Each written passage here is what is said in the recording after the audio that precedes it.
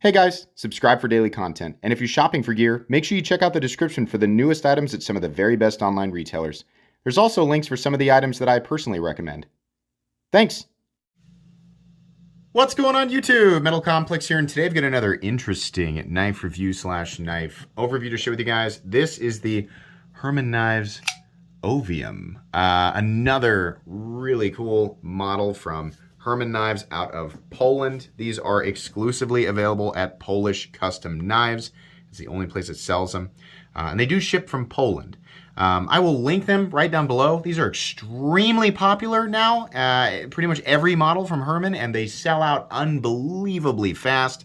People just beating down doors for Herman Knives, and it's understandable because they're amazing. Now, this is an expensive knife. So before we proceed here, if expensive knives and the fact that expensive knives exist, right, and all of that, if that bothers you, that's what this video is about. We're going to talk about price here in a little bit, but I'm going to relate it with other knives that are actually in the same caliber. Knives like these, of course, have elements that, result in a higher price tag, and some of those elements have absolutely nothing to do with utility, but that's the part of the knife world we're looking at right now. So anyways, thanks so much to Joe, the person who sent this to me for review. This will, of course, go back to Joe when I am done with it. Thanks so much to my generous patrons who are supporting me right now. There's a link for Patreon right down below. And please make sure to follow me on Instagram at metal_complex. Let's go ahead and get a measurement of this knife. Overall length of the Ovium coming in at, ooh, boy, 8 point. If we go back to the butt of the knife, the metal, or the titanium, we're looking at 8.75 inches. If you go all the way to the backspacer that's sticking out a little bit, it's like 8.9. It's not quite 9 inches. Blade length, woo, yeah, 3.9, maybe 3.85. Cutting edge, though, is actually, yeah, it's 3.9. The cutting edge, you can see how it comes all the way back here. Is actually longer than generally the area that we measure blade length. So we're looking at real nice ratios, which is generally the name of the game when it comes to Herman knives. They do that really well. How about some size comparisons up against the Ontario Rat Model 1 and the Ontario Rat Model 2? So yeah, definitely a bit bigger. It does not carry like a massive knife. When you think of a knife, and I know whenever I say that, massive, and people they're like, he must not know about cold steel. I know about cold steel. I don't care about your the 5.5 inch blade that you're carrying around from cold steel. That's cool. That's definitely a big knife, but generally speaking, this is where the realm of large starts to, right? When you think of a 4-inch blade, you start to think of a pretty large pocket knife. Let's put it up against the Spyderco PM2 and the Spyderco Para 3. Sorry, it's up here today. There you go. Definitely quite a bit longer than both. And last but not least, let's put it up against the Benchmade Griptilian, or in this case, the Ritter Hogue, and the Benchmade Bug Out. So yeah, it is a fairly slender profile. It carries like a much smaller knife, and you have a lot of blade. Let's go ahead and take a look at carry profile. Before we do that, let's take a look at the action. The owner of this knife has informed me that it's running on skiff bearings. Feels really good. It feels like essentially every other Herman that I've handled, about as smooth. We have a detent ball that is right there, very early, getting up on the face of the blade. So despite, the flipper tab, it seems like there's not a lot of room. It might have a double clutch. No, actually, it clears it pretty well. The flipper tab is very pointy and very tiny. We're going to talk about that here in a little bit, but the action is quite nice. So thickness up against the Spyderco Para 3, you can see here's not a thick knife. In fact, it's actually thinner than the Para 3, and it's contoured. Length and height up against the PM2 and Para 3. Yeah, it's a long knife, long handle, but in terms of height, it's nowhere near as tall as either the PM2 nor the Para 3. Is that how you say that? Either or, either nor? I don't know. This is not a grammar and pronunciation and all of that channel, so whatever. Yeah, for a large knife like this, with a knife with 4 inches of cutting edge, it really is going to carry like a much smaller knife. And that is, the Herman Slim is a lot like this in that sense. And the Ishtar is also a lot like that. This is very similar to those knives. It's just with slight variations in the design. So, materials. We are looking at textured titanium and a fat carbon inlay. It looks like kind of orange, and it's textured fat carbon. The inlay work is always really nice here. And then for the blade steel, we are most likely, M390. Now, he does work with M398.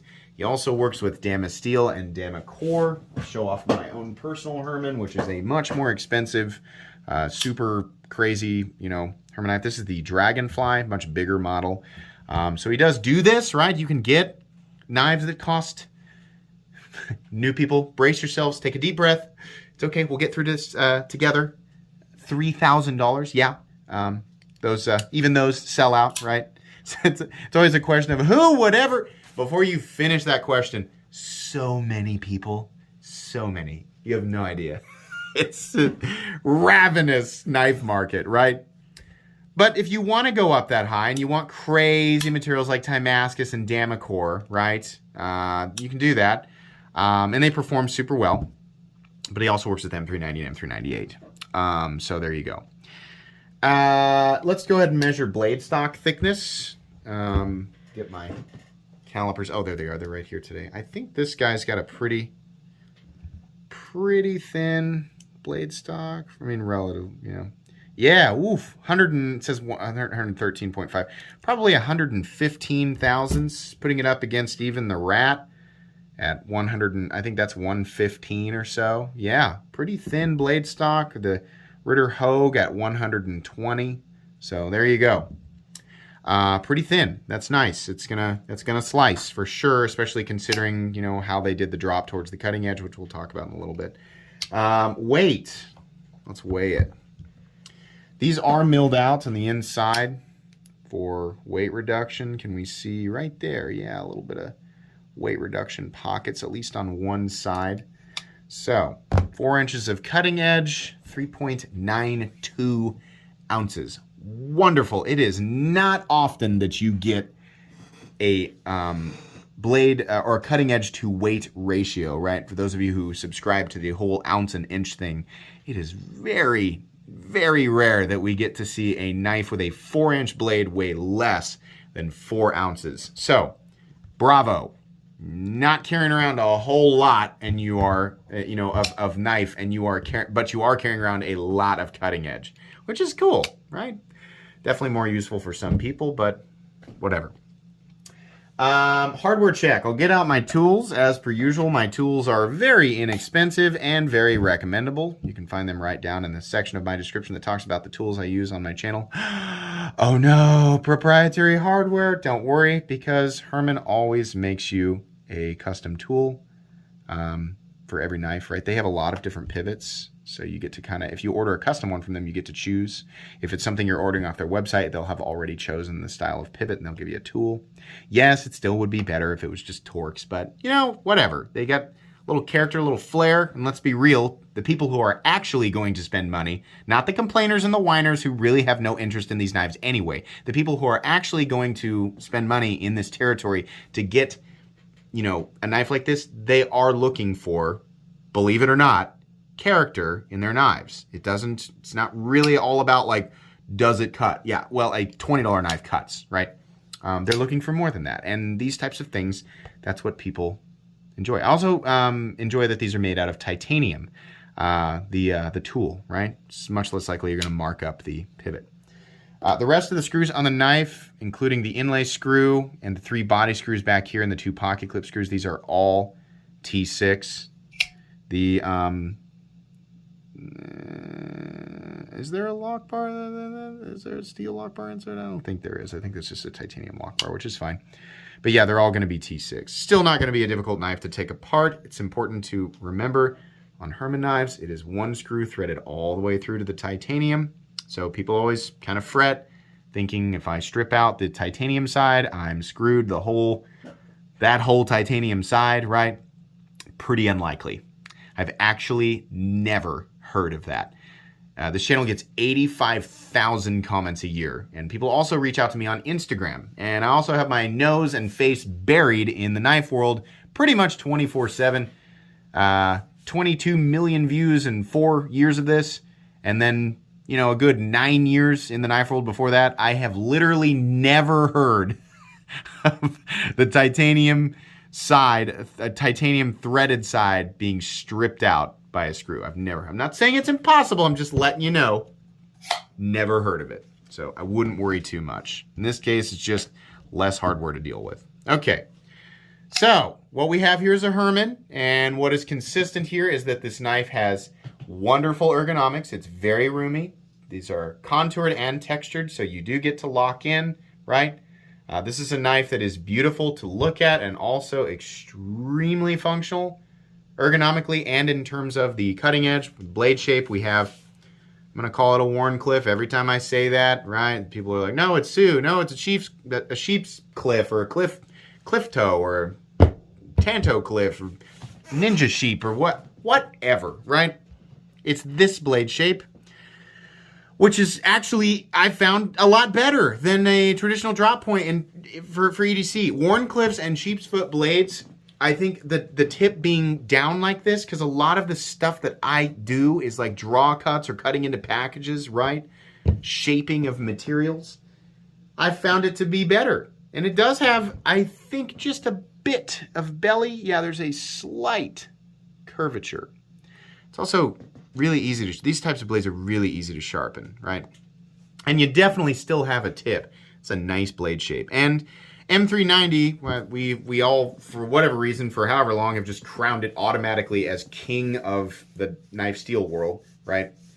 Depends on it's circumstantial. It also depends on geometry and heat treat. But this geometry and the way that Herman knives, when it comes to heat treat, they're going to do it correctly. This geometry, right, with a super thin cutting edge, yes, that's going to accentuate the qualities of M390 nicely. And by qualities, I mean, you know, edge retention and stability with a thin edge. It's going to cut for a long time, is what I'm saying. And it's going to cut really well because it is a nearly fully flat ground blade. And it's very thin behind the edge, so real nice. Very sharp, razor sharp. Yeah, this is a kind of a darker, he's got a lighter stonewashed finish. This is kind of a darker stonewashed finish. Looks good, it's consistent, right? The blade is ground really well. In fact, fit and finish overall on this guy is great. The only area that's, well, not really. I was about to say the inlay is one of the only areas, but this looks pretty good. I think the inlay work on this guy, I have seen a Herman where the inlay work was not perfect. I was being really nitpicky there. I think the inlay work looks pretty good on this guy. It's great, and it's contoured and fit exactly right. And love that it's textured as well. Really, really nice. The texturing on the titanium is beautiful. It's kind of, I don't know if we call it fluting or whatever.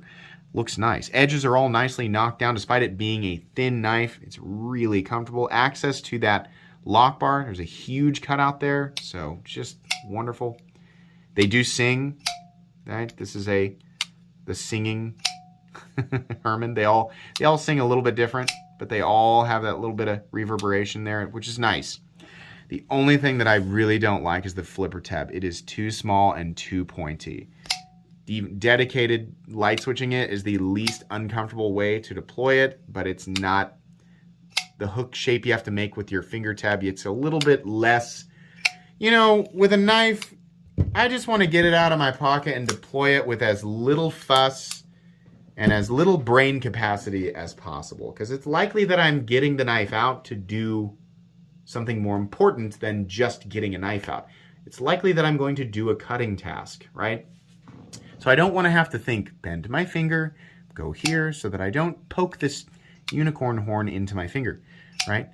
If you try to push button it, which is what I'm generally going to do, if I'm going to carry this knife, I'm going to pull it out, I'm going to push button it, meaning I'm going to push more in to the knife, build up some pressure, and then flip it, right? Versus this.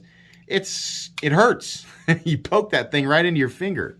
So the flipper tab, I think, needs to be a different shape and slightly bigger. And maybe less of a, it just needs to be less of a point right there. It's very pointy. It's not sharp on the edges. It's just, you know, it's like a puppy tooth. God, I love puppies, but when they suck when they're teething. It just bite and it hurts. Anyways, the Backspacer is this very long piece of, in this case, carbon fiber. They do lots of, in this case, we have Damascus, right? They'll do titanium, they'll do carbon fiber, whatever. Whole bunch of stuff. I love that they come to a little bit of a crest right there. It's real nice. It's intentionally raised slightly above. It's not a fit and finish issue. It's intentionally, in this case, raised slightly above. Mine is actually raised slightly above back here and then slowly sinks into the knife, which is something we talked about when I ordered this. They said, we can do it like this if you want. We can do it raised all the way. We can tilt it slightly. We can do it flush, right? So they have, you know, complete and total control over how that works. The back of it comes to a little point. I would imagine you probably could break glass with a carbon fiber Backspacer, or adjust an attitude, as some people say. But I don't know if that's the reason for that. There's no lanyard hole. Oh no. I have to give it a negative review, right? Anyways, moving on to something much more interesting and important, the pocket clip position. Like all Herman knives, it's got a pretty long, skinny clip, but it's flat on top. It's not sharp until you get to the very end. But that's not really that big of a deal. In fact, I don't really notice it at all. It's just another situation where we have a pocket clip that is going to be just fine, right? It's kind of weird that it's long and skinny, but it's functional. There's a little extra space carved out underneath it, right? You can see it kind of lips slightly under this area right here, which is another layer that's carved out. The result is that it's very easy to get it in and out of your pocket, but also the retention on it is very good. This is a full 3D milled clip that is also textured. Carry depth is about medium, which is fine. Carry depth is not, you know, a good clip is not defined by how deep it carries. It's whether or not it's uncomfortable, too long, too short, and whether or not it actually keeps the knife in your pocket. The only carry position that I find bad, yes, even though it gives you a distinct tactical advantage, are knives that carry it incredibly shallow. Yuck. I do not want this much of my knife sticking up out of my pocket, right?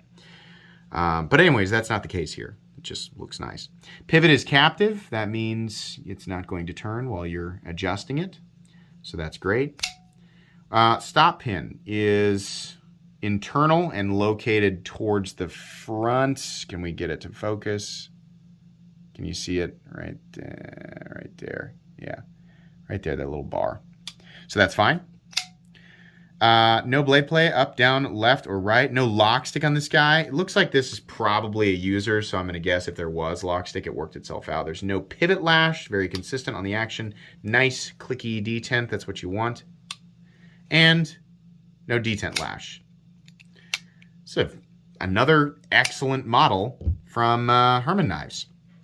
Sorry, that tool being up here was probably driving people crazy. Base price on these, they've gone up a little bit, but you're still looking at somewhere. It's hard to peg the true baseline of all these because they're all so different, and little teeny tiny things like adding an inlay or changing this or that, or having an anodized this or that, or having a slightly different blade finish or blade steel changes the price. But it looks like base price is right around $700 to $750. I think this one was $800, but it's got an inlay. So if you were to get a truly basic version of this, which would just be like not textured titanium and the blade, then maybe you'd be looking at $700. But I can get titanium and M390 from blah, blah, blah for $200. It is not in the same caliber. If you were handling them side by side, right? I've got a nice Wee knife right here, right? Titanium and M390. That's a nice knife, right? Holy moly, does it not feel anything like the Herman whatsoever. The flipping action is much more crisp and clean. Everything, all the little edges, all the little tiny details, everything. This is a much more clunky thing. This is a much more refined thing. And, you know, you can tell there's just more, there's more layers of processes that go into something like this, right? And, you know, if you think that it's all hot air, then fortunately you can just move on with your life. But after handling so many things in different price ranges, and I mean, at this point, it's got to be like 1,000 knives. I mean, I've got 2,400 uploads, 2,500 uploads on this channel. I've handled close to 1,000 knives, maybe more. I've handled a lot of stuff. $20 knives, $200 knives, $2,000 knives, $6,000 knives. Some things feel overpriced. Some things don't, right? So when we're comparing this with other knives that are actually in this territory where their prices are also actually justified because of the level of work that goes into these things, by that I mean not stamped and pressed and mass produced like a Gerber paraframe, right? These are made one at a time, right? With love and care. It wouldn't surprise me if Mr. Herman remembers every single knife that he's ever made. This is very good if we're talking about a $700 knife. So outside of the flipper tab, this is extremely good. And, you know, a lot of the knives that I think are better than this are also made by Herman. It's not my favorite knife in his line. I still like it a lot. If the flipper tab was not so pointy, I'd like it a lot more. That's the main reason, is that this guy's a little bit uncomfortable to flip over and over again, but it's still very good. I would look at, if you like this, I would look at the Slim and the Ishtar, because I think that their flipper tabs are a little bit more comfortable. The only variation, really, the only extreme variation is the blade shape. But yeah, it's still very good. I just want to make that clear. This is on the same level of quality as Koenig, Holt, Brown, the lesser expensive Shirogorovs, right? Yeah, we're in that same territory. This is extremely, some of the nicest stuff you can get at this territory. And like I said, if you want to go up to $3,000, sometimes $4,000, they make excellent freaking crazy full dress custom knives as well. I love my Dragonfly. I absolutely love it. So this is going to go in recommended. It's one of the more expensive knives that I've recommended. Generally in that playlist, you find things that are substantially less expensive, but I want to make this clear. I don't necessarily mean recommended to everybody, but people looking to spend this much on a knife and you're actually going to carry and use it.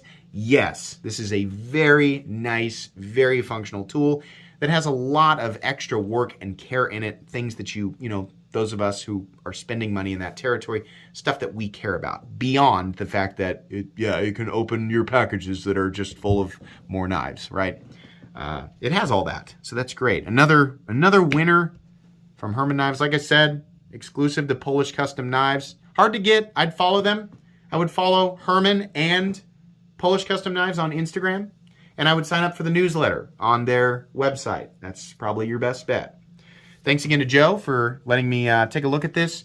Please make sure to follow me on Instagram at metal_complex. If you enjoyed this video, leave a like. If you'd like to check out my other content, I do, of course, have lots of videos of knives that are either expensive or inexpensive that I do or don't like, so check those out. And if you enjoy all my content, go ahead and click on that Metal Complex logo right there and subscribe, because there's definitely more coming. Thanks again for watching, everybody, and have a great day.